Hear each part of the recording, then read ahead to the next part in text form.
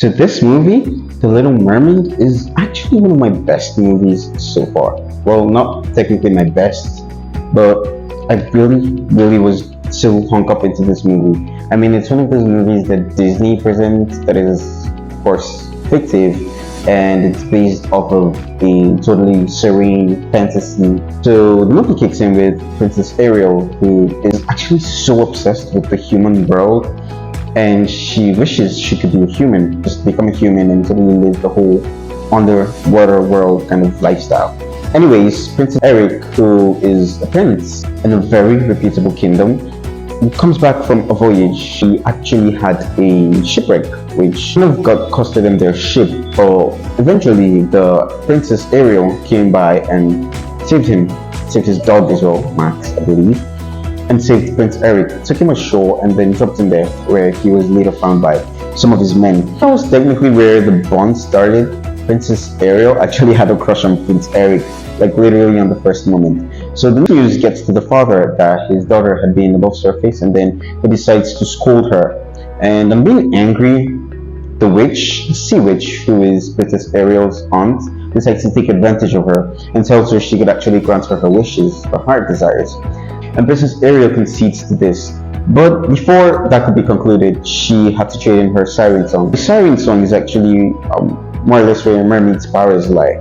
Like it's basically what you use to attract people to yourself and stuff like that. That was equally what she used to wake Prince Eric when she drew him ashore. So yeah, that's what the witch asked for. But in exchange for that, she was going to give her a pair of legs, which of course she would use in the human world.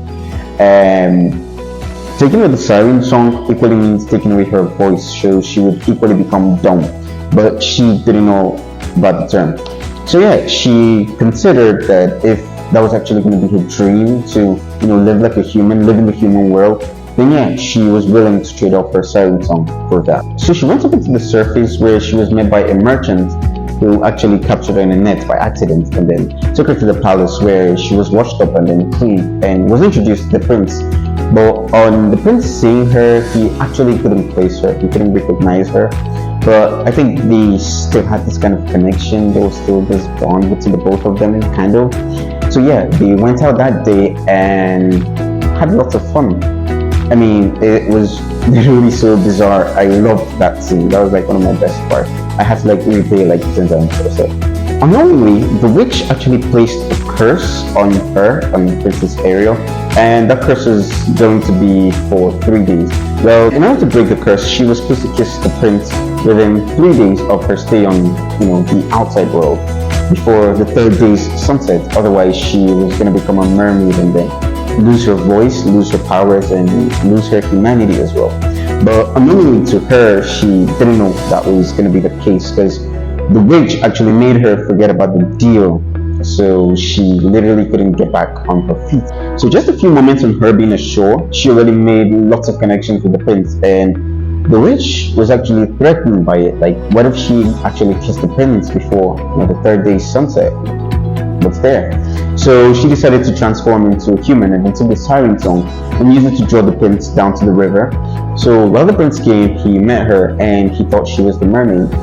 I mean, she bewitched him to make him think she was the mermaid. So they arranged for a wedding the next day, and Ariel thought she was actually going to be the one. But on going up there to the palace, she found out that she wasn't really the lucky one, and she felt bitter about it, so she cried as hell. But thankfully, they were able to find out that that was actually the witch, and then Princess Ariel went there and engaged in a kind of physical combat with her. So stealing back her siren song, the witch gets angry and then turns back into an octopus, which was in fact her original shape.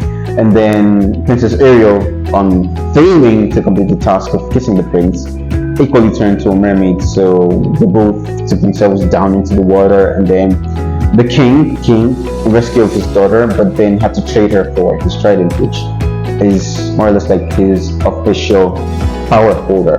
So in trading for his trident, the witch decides to use the trident to kill the king, which was a really bad scene. I really got angry with Ariel, like why she did what she did, and it really costed her her father's death. So I was really angry, but thankfully he did come back, surprisingly.